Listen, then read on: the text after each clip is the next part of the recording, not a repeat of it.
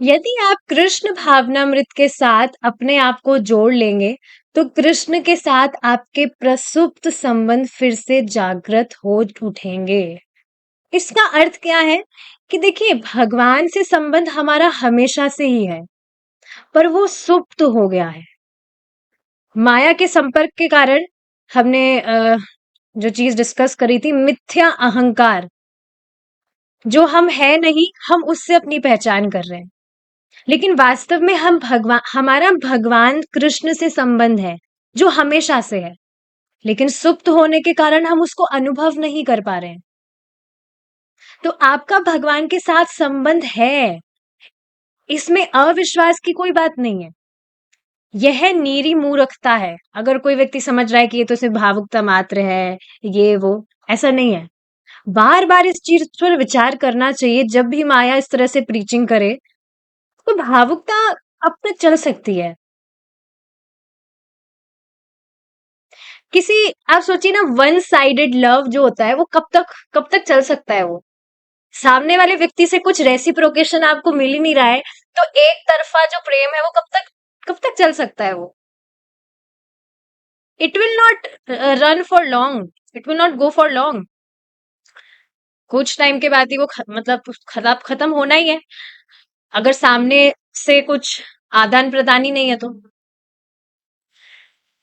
पर नियमित रूप से जो भक्त भगवान की भक्ति करते हैं, वह ये अनुभव कर पाते हैं कि कृष्ण वास्तव में हमारे साथ रेसिप्रोकेट कर रहे हैं, भगवान प्रेम का आदान प्रदान कर रहे हैं।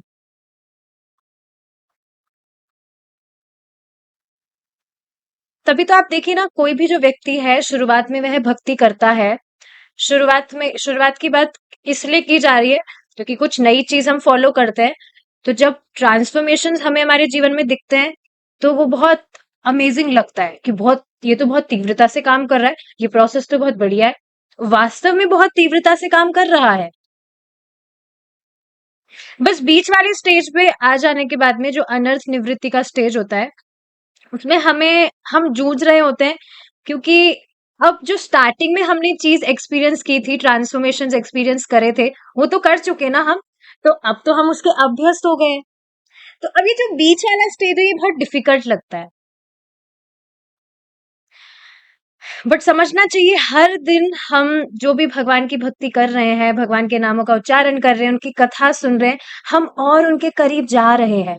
हमारा जो संबंध है वो और ज्यादा, हमारा जो प्रेम है भगवान के प्रति, वो इन्वोक हो रहा है, और ज्यादा इन्वोक हो रहा है। हर दिन, हर क्षण जो भी हम भक्ति कर रहे हैं भगवान की, तो इसमें अविश्वास की कोई बात नहीं है। प्रसुप्त रूप में संबंध तो पहले से ही है। आप कृष्ण की सेवा करना चाहते हैं, परंतु माया के प्रभाव मात्र में आकर आप सोचते हैं कि कृष्ण से आपका कोई संबंध नहीं है। And that's why we were not even caring about the existence of lord. पर जब हम साधन फॉलो करने लगे, तब इस चीज को समझे।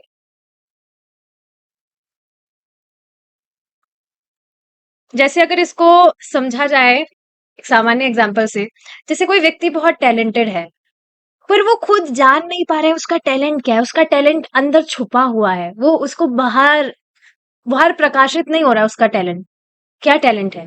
लेकिन किसी व्यक्ति के साथ में उसका एसोसिएशन होता है, तब वो कुछ चीज प्रैक्टिस करता है, तब उसको मालूम पड़ता है, अच्छा यहाँ मेरी रुचि है, ये मेरा टैलेंट है। तब उसका टैलेंट बाहर निकल के आता है। कोई भी उसकी स्किल्स हो सकती है। तो इस एग्जाम्पल को मतलब ये थोड़ा सा लिंक है कि जब तक व्यक्ति साधन फॉलो नहीं करता है, भगवान की भक्ति नहीं करता है, तब तक वो भगवान से कुछ कनेक्शन फील ही नहीं कर पाता है। सुप्त ही रहता है वो।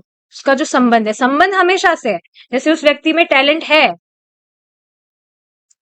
पर उस पे काम ना करने के कारण वो बाहर नहीं आ पाया। उसी तरह से हमारा संबंध भगवान से हमेशा से है, पर वो सुप्त है। जब हम भक्ति करते हैं, तब वह धीरे धीरे जागृत होने लगता है। भगवान से हम कनेक्शन हमारा फील करने लगते हैं। तो ये चीज बहुत अमेजिंग है। स्वतंत्रता के नाम पर हम सब प्रकार की मूर्खता किए जाते हैं और सदा चिंतित रहते हैं। इस पर हमने कल डिस्कशन किया था। जब हम अपनी इन प्रसुप्त भावनाओं को कृष्ण के साथ जोड़ देंगे, तब हम कृष्ण भावना भावित हो जाएंगे। और उसका सबसे इम्पोर्टेंट साधन जो हम भगवान के नामों का उच्चारण कर रहे हैं, वह है जब हम भगवान के नामों का उच्चारण करते हैं, जो हरे कृष्ण महामंत्र का हम जप कर रहे हैं, इट इज अ मैजिकल मंत्र। जो हमारा सुप्त प्रेम है भगवान के प्रति, वह अपने आप जागृत होने लगता है। कोई भी व्यक्ति कैसे भी नाम जप कर रहा है, कृष्ण नाम महामंत्रे एत स्वभाव, जय जपे कृष्ण प्रति उपजाए भाव, ऐसा श्लोक है। तो ये भगवान के नामों का प्रभाव ही है। जो भी व्यक्ति भगवान के नामों का उच्चारण करेगा, तो उसका जो ये भगवान के प्रति जो प्रेम है, वो ऊर्जान्वित होने ही लगता है। ये प्रभाव ही है भगवान के नामों का। तभी आप देखेंगे काफी सारे भक्त हैं जिनकी कोई प्लानिंग भी नहीं थी कि हमें भक्ति में आना है, हमें भक्ति करनी है। कुछ प्लानिंग नहीं थी, बस किसी ने भी हमको बताया आप चैंटिंग करना स्टार्ट करिए। मासूमियत में हमने फॉलो किया, वी स्टार्टेड चैंटिंग, और अपने आप कब हमारा जो तार है, कहा जाए, भगवान से जुड़ने लगा, पता ही नहीं चला। इस चीज पर देखिए आज ही मैं विचार कर रही थी। जो माता जी जिनकी वजह से मैं भक्ति में आई थी, मैं जो माता जी मीडियम बनकर आई थी, भगवान ने जिनको मीडियम बनाकर भेजा था मुझे भक्ति में लाने के लिए, तो किसी कारण की वजह से वो माता जी भक्ति नहीं कर पा रही है। अब पहले बहुत अच्छे से भक्ति करती थी, लेकिन अब भक्ति नहीं कर पा रही है। बट आज वो माता जी सुबह आई थी जब करने के लिए, तो उनको देखकर मुझे सारी पुरानी बातें याद आ गई थी मेरी, कि कैसे वो जो माता जी हैं, उन्होंने मुझे कहा था कि आप चैंटिंग करिए। मैंने कुछ भी रीजन नहीं पूछा था, क्या कुछ नहीं, बस मैंने उनके कहने पर एक दो माला जप करना स्टार्ट किया था। फिर उन्होंने ग्रुप से ज्वाइन कर दिया था, प्रभु जी का जो ग्रुप है। फिर मैं क्लासेस सुनने लगी, तो इस तरह से सारी बातें मुझे याद आने लगी। तो मैं बस यही सोच रही थी कि मेरी कुछ प्लानिंग भी नहीं थी कि मुझे भक्ति करनी है, पर देखिए भगवान के नामों का ये स्वभाव ही है। कोई भी व्यक्ति कैसे भी जपेगा, उसका जो झुकाव है वो भगवान की तरफ होने ही लगता है। तो ये मैजिकल मंत्र है। एक और देखिए बहुत इंपॉर्टेंट चीज है जो मैं शेयर करना चाहूंगी। आज सुबह प्रभु जी बता रहे थे, चैंटिंग से रिलेटेड ही है। एक भक्त है, कोई भक्त है, प्रभु जी बता रहे थे कि नहीं, भक्त के विषय में, बहुत सीनियर भक्त है वो। तो उनको चैंटिंग में टेस्ट है, बहुत टेस्ट है उन्हें चैंटिंग में। तो प्रभु जी ने व्यक्तिगत रूप से उनसे पूछा था कि चैंटिंग में टेस्ट कैसे मिले, क्या अधिक नाम उच्चारण करने से चैंटिंग में टेस्ट आएगा? तो उन्होंने भक्त ने मना किया, नहीं नहीं, ऐसा नहीं है। सिर्फ तीन चीजें हैं जिस पर हमें फोकस करना है। क्या? पहला, कि हम चैंटिंग करते वक्त हमेशा ये याद रखें, हमेशा याद रखना चाहिए, चैंटिंग करते वक्त विशेषकर ये चीज याद रखनी चाहिए कि यह नाम जो हम जप कर रहे हैं, यह भगवान से अभिन्न है। देखिए सुनते हम हमेशा ये चीज है, लेकिन जब हम सच में इस पर मेडिटेट करेंगे कि जो नाम हम उच्चारण कर रहे हैं वह स्वयं भगवान है, भगवान से अलग नहीं है, तो हमारे जप में अलग प्रभाव पड़ेगा ही ना, जब हम इस कॉन्शियसनेस से एकदम कॉन्शियस होकर जब हम इस तरह से जप करेंगे। दूसरा पॉइंट क्या है कि चैंटिंग करते वक्त आप कुछ भौतिक अभिलाषा ना रखें। सब अच्छे भक्त है, अब तो इस चीज से ऊपर आ ही गए, कुछ भौतिक नीचे क्या, पूरा जीवन तो भौतिक पा पा कर कितना तो परेशान हो गए। और वैसे भी जो भी व्यक्ति भक्ति कर रहा है, भगवान ऑलरेडी सारी जो मटेरियलिस्टिक फैसिलिटीज है पहले से अरेंज करके रखते हैं, कुछ मांगने की जरूरत ही नहीं है। तो अपना भजन भौतिक चीजों के लिए करना, ये तो कोई बुद्धिमानी तो बिल्कुल भी नहीं है। तो ये सेकंड पॉइंट है। तीसरा पॉइंट जो आप सबको पता है, अटेंटिव हियरिंग। जो चैंटिंग आप कर रहे हैं उसको ध्यान से सुनने का प्रयास करें। अगर पूरा महामंत्र सुनना भी कठिन है, तो आप शुरू का जो हरे कृष्णा है या शुरू का ट्राई करिए, पूरे मंत्र में से आपको एक नाम सुनना है। इस तरह से भी अगर आप ट्राई करेंगे तो सोचिए ना कितना बेनिफिशियल होगा और कितना इफेक्टिव होगा आपका chanting. So we can always, हमेशा कुछ तिगड़मबाजी लगाते रहना चाहिए, अटेंटिव चैंटिंग हो कुछ भी। भगवान का कभी फोटो देखकर हम अटेंटिव चैंटिंग का प्रयास कर रहे हैं, कभी महामंत्र देखकर अटेंटिव चैंटिंग करने का प्रयास कर रहे हैं, कभी भक्तों को देखकर अटेंटिव चैंटिंग का प्रयास कर रहे हैं। तिगड़मबाजी लगाते रहना चाहिए, अटेंटिव चैंटिंग होना चाहिए, बस पूरा फोकस इस पर रहे। भागवतम का ये श्लोक आप सब जानते ही है कि भगवान का नाम जो हम जप कर रहे हैं, तो भगवान या भगवान की कथा भी हम सुन रहे हैं, तो भगवान हमारे कान से हमारे हृदय में प्रवेश करते हैं और पूरा जो ये कचरा है इसकी सफाई कर देते हैं।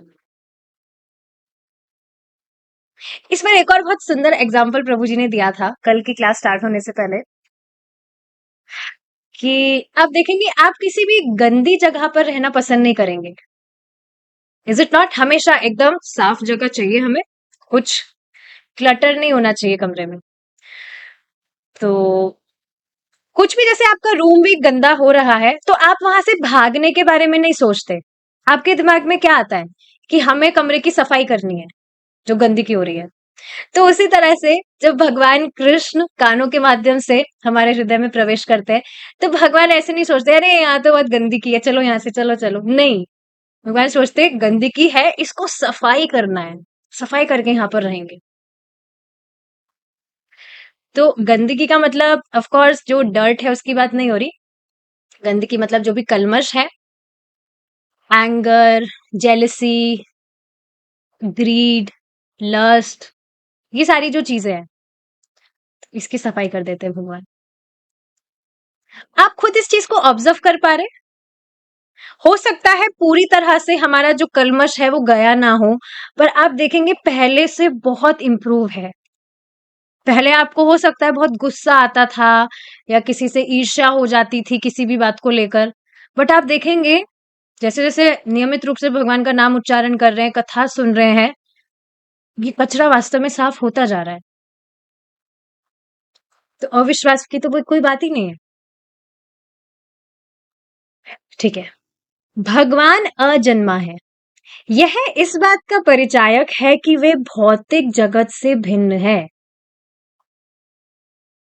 हमें अजन्मा होने का ऐसा कोई अनुभव नहीं है।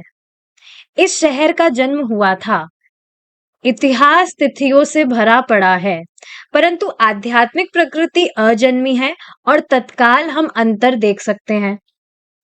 भौतिक प्रकृति का जन्म हुआ था, जो प्रलय सृष्टि होती रहती है। आपको यह समझना है, यदि कृष्ण अजन्मे हैं तो वे दिव्य है, वे हम में से किसी के समान नहीं है। कृष्ण कोई ऐसे विलक्षण व्यक्ति नहीं है जिनका जन्म हुआ हो, उनका जन्म नहीं हुआ है, इसलिए मैं कैसे कह सकता हूं कि वे सामान्य व्यक्ति है। कृष्ण गीता में कहते हैं, जो मूर्ख और दुष्ट है वे ही मुझे सामान्य मनुष्य समझते हैं। ये हमने पहले रीड कर दिया था कल, लेकिन I am just reading it, कुछ पॉइंट्स तो डिस्कस करने को। वे इस विश्व के सभी पदार्थों से भिन्न है, यहाँ तो सब जड़ पदार्थ है। वे अनादि है, उनका कोई कारण नहीं है। आप देखेंगे यहाँ जो भी वस्तु है, एक तो जड़ है, कुछ भी वस्तु देख लीजिए आप, आत्मा के अलावा। ये शरीर भी जड़ है, इसमें चेतना इस वजह से है क्योंकि इसमें आत्मा है। बाकी जो भी आप वस्तुएं देख रहे हैं आपके आसपास, सब जड़ ही तो है। अनादि तो कुछ नहीं है, नश्वर पदार्थ है सब। और सभी वस्तुओं का कारण भी है, ऐसा नहीं अपने आप ही कुछ भी प्रकट हो गया है। तो ये जो मटेरियल वर्ल्ड है, ये वास्तव में स्पिरिचुअल वर्ल्ड का एक रिफ्लेक्शन मात्र है। सब कुछ ऑपोजिट है यहाँ पर। सोचिए ना, ऑपोजिट का मतलब क्या है। हम जो भी यहाँ लिमिटेशंस देख रहे हैं, कुछ भी हमें, किसी भी चीज में हम लिमिटेशन देख रहे हैं, स्पिरिचुअल वर्ल्ड में कोई लिमिटेशन है ही नहीं किसी भी चीज की। अब देखिए इस चीज को हम इमेजिन भी नहीं कर सकते क्योंकि हम अभ्यस्त किस चीज के हुए हुए हैं? हमेशा लिमिटेशंस में रहने की। बट ये बहुत अमेजिंग चीज है। जो भी हम यहाँ मतलब परेशानियां है, परेशानियों के अलावा है क्या, या कुछ भी आप कुछ भी चीज यहाँ देख रहे हैं उसका just opposite opposite spiritual world में है। कृष्ण दिव्य है किंतु और भी व्यक्ति दिव्य है। हमारे शरीर भी कृष्ण के समान दिव्य हैं। अब यहाँ शरीर की बात हो रही है तो स्पिरिचुअल बॉडी की बात हो रही है, नॉट मटेरियल बॉडी। किंतु इनका जन्म हुआ है, वस्तुतः इनका जन्म नहीं हुआ है। ये अग्नि की चिंगारियों की तरह है। चिंगारियां अग्नि से जन्म नहीं लेती, फिर भी वास्तव में वे अग्नि होती है। हमारा भी जन्म नहीं हुआ है। स्पिरिचुअल बॉडी की बात हो रही है। हम उन चिंगारियों की तरह हैं जो आदि रूप से निकली हैं। यदि हम जन्मे नहीं हैं, तो भी यह चिंगारी कृष्ण से आती है। समझ रहे इस बात को? हम भगवान कृष्ण के अंश हैं, इसलिए हम भिन्न हैं। अग्नि की चिंगारी अग्निमय है। आप देखेंगे अगर किसी कपड़े पर हल्की सी चिंगारी भी अगर गिर जाती है तो कपड़ा तुरंत जल जाता है। उसका जो चिंगारी का जो प्रभाव है वह भी अग्निमय है, पर मूल अग्नि नहीं है। गुणों की दृष्टि से हम कृष्ण के समान हैं। भगवान कृष्ण सच्चिदानंद है और हम भी भगवान कृष्ण के समान ही, हम में भी भगवान कृष्ण के समान गुण है। हम भी सच्चिदानंद है, लेकिन फिर भी भगवान कृष्ण मूल है और हम ऐसा नहीं कह सकते कि हम भी भगवान कृष्ण की तरह है। गुणों में हम भगवान कृष्ण की तरह है, पर हम भगवान कृष्ण पूरी तरह भगवान कृष्ण नहीं है। जैसे अग्नि का एग्जाम्पल दिया जा रहा है, एक जो अग्नि है, मूल अग्नि, वो कितनी प्रज्वलित होती है, उसकी जो चिंगारी है वो उसी का पार्ट है उस अग्नि का ही, और वो भी अग्निमय होती है। उसका जो गुण है वो अग्नि के समान ही है, पर फिर भी वह मूल अग्नि नहीं है। तो इसी तरह से हम भगवान के अंश हैं, पर हम भगवान नहीं है। यह अंतर उसी प्रकार का है जैसे पिता और पुत्र के बीच होता है। पिता और पुत्र भिन्न होते हुए भी अभिन्न है। पुत्र पिता का विस्तार होता है, किंतु वह यह घोषणा नहीं कर सकता कि वह पिता है। इस एग्जाम्पल से क्लियर हुई होगी ये बात। यह एक मूर्खतापूर्ण बात होगी। चूंकि कृष्ण स्वयं घोषणा करते हैं कि वे सर्वोपरि स्वामी हैं, इसलिए वे सबसे भिन्न हैं। यदि मैं न्यूयॉर्क राज्य का स्वामी हूं, फिर भी मैं न्यूयॉर्क राज्य नहीं हूं। पद पद पर द्वैत भाव है। द्वैत भाव मीन्स डुअलिटी है। कोई यह नहीं कह सकता कि वह पूरी तरह से भगवान के साथ एकाकार है, क्योंकि ये चीज है ही नहीं। जैसे हमने एक जो श्लोक समझा था भेदा भेद प्रकाश वाला, उसमें हमने सूरज और उसकी किरण वाला एग्जाम्पल लिया था। या हमने जो एरोप्लेन है, जो प्लेन ऊपर आकाश में है, और उसमें जो नट बोल्ट है, जब वो नट बोल्ट एरोप्लेन में होते हैं तो उसको भी एरोप्लेन ही कहा जाता है। लेकिन जब वो नट बोल्ट नीचे जमीन पर गिर जाता है, अलग हो जाता है एरोप्लेन से, तो उसकी कोई वैल्यू नहीं है। तो ये बात समझ रहे हैं हम आप सब कि हम भगवान से भिन्न है। भगवान से हम भिन्न होते हुए भी अभिन्न है। जैसे एक जो सूरज की रोशनी है वह सूरज नहीं है, लेकिन उस पर आश्रित है। तो ये बात है, कोई यह नहीं कह सकता कि वह पूरी तरह से भगवान के साथ एकाकार है। जब आप कृष्ण को और अपनी स्थिति को सही विश्लेषणात्मक ढंग से समझ लेंगे, तब आप तत्काल सभी पाप कर्मों के फल से मुक्त हो जाएंगे। यह प्रक्रिया आपको सहायता करेगी। हरे कृष्ण का कीर्तन करें और अपने मन को शुद्ध करें।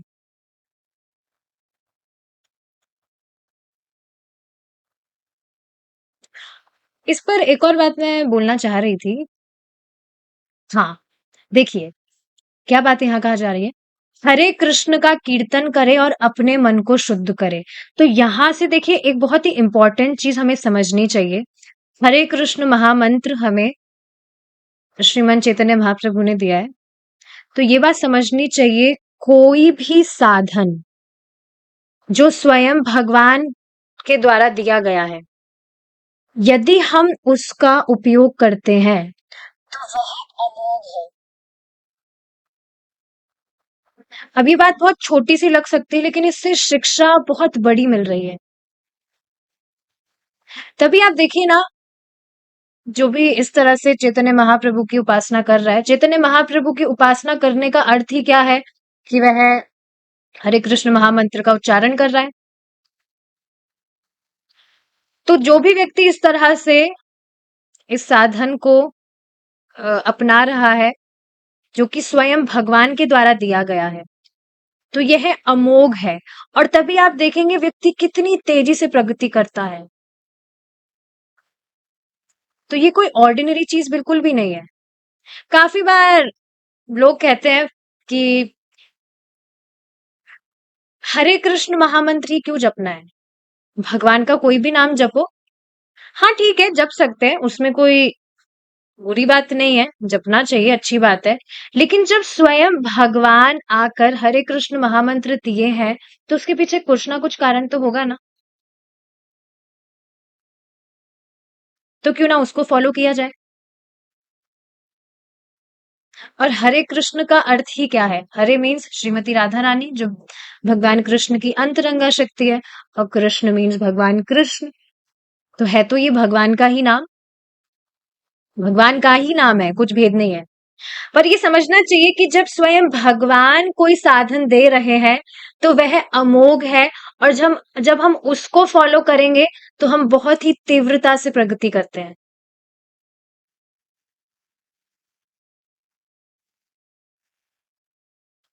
तो ये बहुत इंटरेस्टिंग चीज है। आपको संदेश प्राप्त हो जाएगा। क्या संदेश प्राप्त हो जाएगा? मतलब आपको स्वयं ये चीज दिखेगी कि आप जो साधन फॉलो कर रहे हैं, it is it is really working. अपने आप ही आपको खुद को दिख जाएगा, किसी को बताने की जरूरत नहीं है। अपने आप यू विल बी एक्सपीरियंसिंग। और देखते ही हैं, काफी भक्तों से मैंने सुना है ये चीज। घर वाले परेशान करते हैं तो कि माता जी कुछ भी हो जाए, घर वाले तो परेशान कर रहे हैं, पर हम भक्ति नहीं छोड़ सकते। तो क्यों नहीं छोड़ सकते? क्योंकि दिख रहा है, हम पहले जो थे हम उससे बहुत परेशान थे। हम खुद ही परेशान थे, हम पहले जैसे बनना ही नहीं चाहते हैं। तो आपको खुद को ही ये एक्सपीरियंस होने लगेगा that it is really working. आपको संदेश प्राप्त हो जाएगा। व्यक्ति को योग्य बनना होगा। यदि आप बिना किसी पारिश्रमिक के कीर्तन करते हैं और उसका श्रवण करते हैं, तो आप भगवान को प्राप्त कर लेंगे। सारी विषय वस्तुएं प्रकाशित और स्पष्ट हो जाएंगी। तो देखिए, हर ऑलमोस्ट हर पैराग्राफ में या हर पेज पर प्रभुपाद जी यही चीज तो बता रहे हैं, श्रवण कीर्तन, श्रवण कीर्तन, क्योंकि यही मेन है। कल ही ये चीज प्रभु जी बता रहे थे कि भक्ति के अन्य जो भी साधन है, वे अपने आप में like they are also potent. हमें जो भी सिद्धि है वो प्राप्त करने के लिए दे ऑल आर पोटेंट। लेकिन अभी जो समय चल रहा है कलयुग का, यहाँ इस टाइम पर स्पेशली ये श्रवण कीर्तन की प्रक्रिया बहुत ज्यादा पोटेंट है। तो अगर आप बाकी सारी सर्विसेज भी नहीं कर पा रहे, करना चाहिए, बहुत अच्छी बात है, पर नहीं कर पा रहे, तो मेक श्योर कम से कम आपका श्रवण कीर्तन एक दिन भी मिस ना हो। भक्त लोग तो एक्स्ट्रा ही करते हैं, पर ट्राई करना चाहिए कि हमारा मिस ना हो एक दिन भी।